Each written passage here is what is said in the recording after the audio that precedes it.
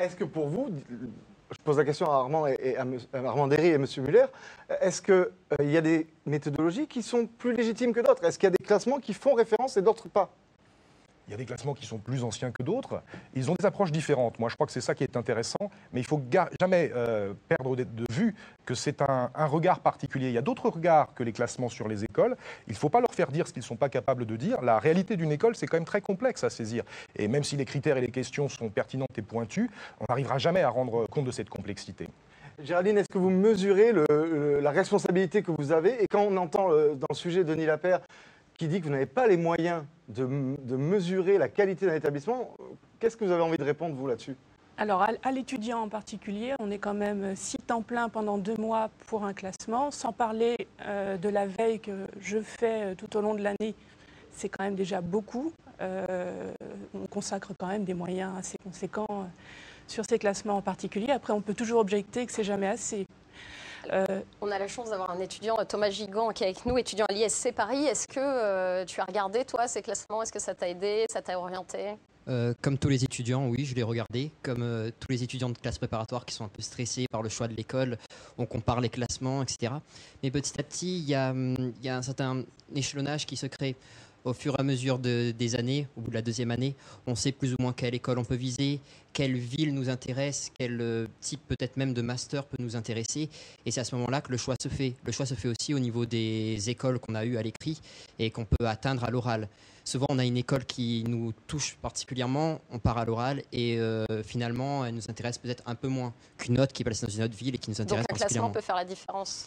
Au début, oui. Puis après, c'est vraiment les oraux qui permettent de nous faire choisir. D'accord, merci. On est aussi allé à la rencontre d'autres étudiants pour leur poser la question. Les classements d'école sont-ils valables selon vous? On les regarde et on en parle juste après. Ici, on est pris sur plusieurs écoles. On va regarder la différence qu'il y aura l'une par rapport à l'autre, sur certains critères qui seront plus importants. Je vais me diriger vers ce qui m'intéresse d'abord plutôt que de voir le classement, quoi. Nous, les étudiants, on n'est pas les seuls à lire le classement. Il y a les sociétés qui lisent les classements. Les chefs d'entreprise nous prenons beaucoup plus facilement. Donc c'est vrai qu'on aura plus tendance à aller vers les grandes écoles. Autant choisir une bonne école pour avoir un meilleur avenir. Plus c'est des écoles difficiles, plus c'est sélectif. Oui, je pense que le classement, c'est assez important quand même. J'entends des choses comme quoi les classements, parfois, c'est pas forcément très honnête, entre guillemets. On ne sait pas réellement non plus comment ils sont faits. C'est fait par des organismes privés et donc des organismes qui sont influencés par les écoles et qui peuvent souvent avoir des petits chèques ou des pots de vin. On parle carrément de pot de vin, Géraldine. Alors, est-ce qu'on vous paye à l'étudiant pour que le classement soit orienté de telle et telle façon? Je suis payée par l'étudiant à travers mon salaire, mais non, je ne touche pas d'argent de la part des écoles. D'accord. Quand vous entendez les réactions des étudiants, ils sont un peu partagés sur l'utilité des classements. Vous recevez des étudiants après les concours, donc au final, ils ont regardé, ils ont choisi en fonction des classements? Ils regardent, mais encore une fois, c'est un critère nécessaire, mais pas du tout indispensable à la décision. Les étudiants viennent souvent lors des journées portes ouvertes, viennent nous rencontrer, il y a des concours qui sont organisés, il y a les oraux qui sont organisés, et ils discutent avec leurs parents, avec leurs anciens, avec nos étudiants qui sont également présents. Là, ils échangent beaucoup, et c'est là où effectivement, ils vont se faire une idée plus précise. Le classement est important pour l'intéresser à notre école, mais par contre, le classement ne sera jamais déterminant pour le faire intégrer définitivement notre école. Jean-Philippe Muller, vous êtes dans une shortlist, on va dire, vous êtes systématiquement dans les 6-7 meilleures écoles de France. Est-ce qu'à ce niveau-là, perdre un rang vous fait perdre des étudiants? Non, je ne crois pas. En tout cas, pas d'une année sur l'autre. C'est plutôt une tendance générale qui est appréciée par les étudiants, me semble-t-il, et qui est relayée pas simplement par les classements, par leurs professeurs de classe préparatoire et puis par tout l'environnement. Mais je ne dis pas qu'on n'y accorde pas d'importance. On est toujours plus satisfait de voir que les classements relayent la propre opinion qu'on a de notre positionnement. Si vous tombez à la 8e place, ce n'est pas une catastrophe industrielle? Il ne faudrait pas que ça dure trop longtemps. Et à l'inverse, l'ESG a gagné une place dans le classement de l'étudiant. Ça vous fait gagner, vous, des étudiants ou non?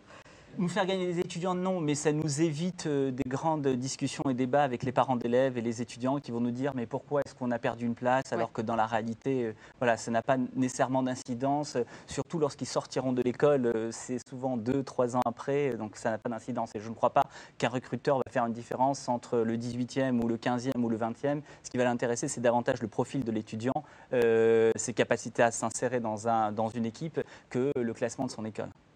Thomas, vous l'année dernière, vous étiez donc en classe prépa, au lycée du Parc à Lyon. Est-ce que vous avez lu un classement plutôt qu'un autre? Non, on s'amusait à comparer les classements, à vraiment regarder tous les différents types de classements pour voir ce qui est proposé l'un ou l'autre. On remarquait que souvent, il y avait certaines écoles qui étaient toujours plus ou moins même place. HEC, ESSEC, ESCP, EAP, Audencia. Ça bouge pas trop.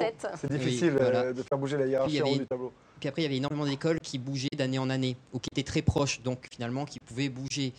Quand il y a quelques points de décalage sur un critère, c'est vrai que ça fait bouger l'école. Mais on s'en rend compte en tant qu'étudiant. Faut pas se leurrer, on le voit, nous. Et au lycée du Parc, qui est une très bonne prépa, est-ce qu'il y a une politique de vos professeurs, de votre proviseur, pour dire regardez les classements, choisissez vos écoles en fonction des classements? Est-ce que vous servent de relais là-dessus? Non, j'ai peut-être la chance au lycée du Parc de ne pas avoir ce type de politique. Bien sûr, ils regardent pour quelle école on va postuler. Parce que souvent, il y a des élèves à la fin des 2 années qui vont se dire non, je ne peux pas toucher telle école. Ils vont dire essayez un petit peu plus peut-être. Quitte à toucher un peu moins, mais essayez un peu plus. Mais il n'y a pas.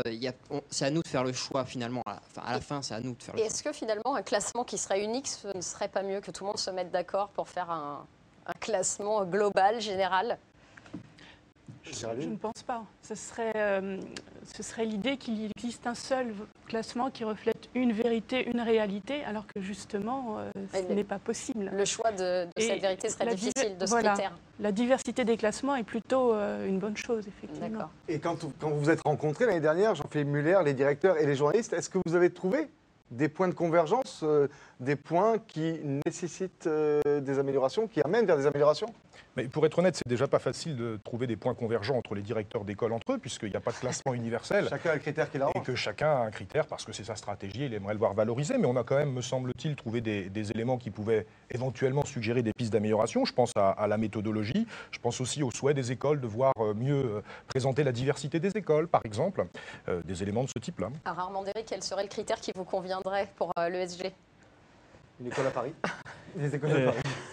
Les écoles à Paris, ça peut être un critère. Non, il y a 4 ou 5 grilles de lecture. Ces grilles de lecture sont sur l'international, sur le réseau des anciens, sur les relations entreprises, sur la politique pédagogique. Donc, il n'y a pas un critère particulier qui devrait émerger et qui mettrait en avant, à mon sens, une école par rapport à d'autres. C'est clair qu'en dehors des écoles du haut du tableau, il est difficile pour nous d'être présents sur les 5 tableaux. Et donc, on essaye effectivement, dans un premier temps, de mettre notre énergie sur l'enseignement, sur la recherche, et puis progressivement essayer de gagner quelques points sur les relations d'entreprise ou scène internationale pour progresser. Donc je ne dirais pas qu'il y a un modèle de classement qui nous satisfait. Et est-ce qu'à l'arrivée, ces classements-là, ce n'est pas la meilleure publicité qu'on peut faire aux écoles de commerce? Alors les directeurs râlent quand les classements sont mauvais, mais à l'arrivée, on parle tout le temps de vous, on parle tout le temps des écoles, donc est-ce que si on les supprimait, vous ne serez pas bien plus embêtés? Alors moi, je vais vous répondre très franchement. Je pense qu'ils sont utiles, y compris pour la notoriété des écoles. Et puis parce qu'il ne faut pas les lire en disant la première est très bonne et la dernière est mauvaise. C'était dit au tout début. C'est déjà une espèce de première division qui est dans ces classements. Donc globalement, ça expose le meilleur des formations au management en France et ça permet évidemment de les rendre plus visibles et plus attractives. Donc pour Jean-Philippe Muller, c'est clair. Pour dire juste oui ou non, ces classements sont-ils valables pour les étudiants? Géraldine? Moi, je pense qu'ils sont tout à fait valables, à condition de les utiliser sans s'arrêter au seul rang et en allant voir ce que disent les critères et la signification des critères. D'accord. Et pour vous, Armand-Derry? Définitivement, oui. La réponse est oui. Ils sont utiles. Et puis, on a le plaisir à l'ESG de progresser chaque année. Donc, je mesure toute l'utilité de ces classements puisque, parallèlement, on a une croissance de nos effectifs étudiants.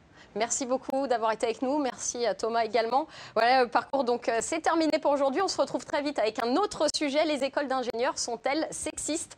Merci à vous tous de nous avoir suivis. On se quitte, comme d'habitude, pour ne pas déroger à la règle, avec un dicton, celui de Danton, célèbre homme politique du XVIIIe siècle, qui disait « Après le pain, l'éducation est le premier besoin d'un peuple ». 3 siècles plus tard, a priori, rien n'a changé. Alors, peu importe l'école, ce qui compte, c'est d'y aller. À très bientôt dans Parcours sur MCE. Ciao.